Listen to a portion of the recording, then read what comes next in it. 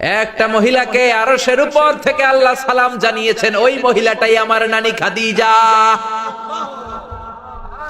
বিশ্বনবী খাদিজার এত ভালোবাসতেন, বিশ্বনবী বলতেন, আল্লাহ কিয়ামতের দিন যখন কেউ কাউরে চিনবে না, ওই কঠিন দিনে আমি যেন আমার প্রাণের খাদিজারে ভুলে না যাই।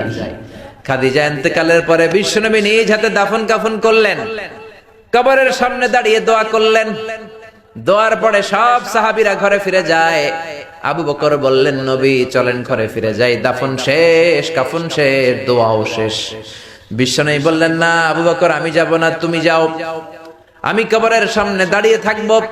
যেই মহিলাটাকে এই কবরের মধ্যে আমি শোয়ালাম রে আবু বকর, এই মহিলাটা সাধারণ কোন মহিলা নয়, আমার বিপদের দিনের সঙ্গিনী খাদিজা। মক্কায় এই মহিলাটাই আমার হাতে প্রথমে কালিমা পড়ে ইসলাম ধর্ম গ্রহণ করেছে। মক্কায় কেউ যখন আমারে সাহায্য করে নাই, তখন আমার খাদিজা আমারে ভুলে নাই। কেউ যখন আমার শেল্টার দেয় নাই, সাহায্য করে নাই, খাদিজা আমারে সাহায্য করেছে। মক্কার লোকেরা 3 বছর শিয়াবে আবি তালেবে আমার জেলের মধ্যে রেখেছিল।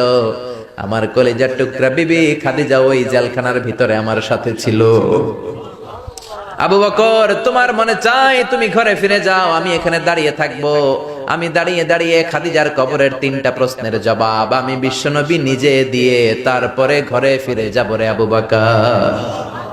সাইয়েদনা জিবরাইল এসে বললেন, ইয়া রাসূলুল্লাহ, ইয়া হাবিবাল্লাহ, দাঁড়িয়ে থাকার দরকার নাই, আপনি ঘরে ফিরে যান। আল্লাহ বলেছে, খাদিজার কবরের 3টা প্রশ্নের জবাব আরশের উপর থেকে আল্লাহ নিজেই দিয়ে দিবে। ও নানা, কই আপনার নানি বাররা, কই আমার নানি খাদিজা? বিশ্বনবী কোনো কথা বলেন না। হুসাইন আবার প্রশ্ন করলেন, নানা বলেন তো আপনার নানার নাম কি? বিশ্বনবী বললেন, আমার নানার নাম হলো ওয়াহাব ইবনে আব্দে মানাফ।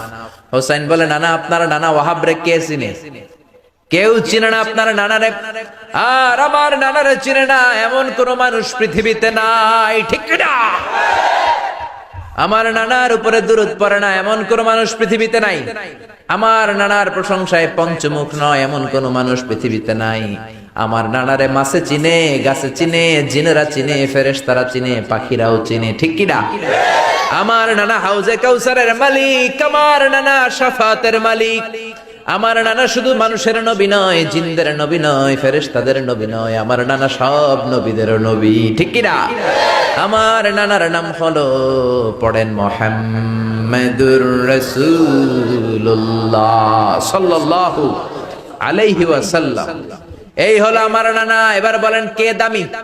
বিশ্বনবী আর ধৈর্য ধারণ করতে পারেন না, ধা ধা করে চোখের পানিগুলো ছেড়ে হোসেনকে বুকের মধ্যে জড়িয়ে ধরেন আর বলেন, হোসাইন তুমি ঠিকই বলেছ, আজকের তর্ক বিতর্কে আমি নবী হেরে গেলাম, তুমি জিতে গেলা।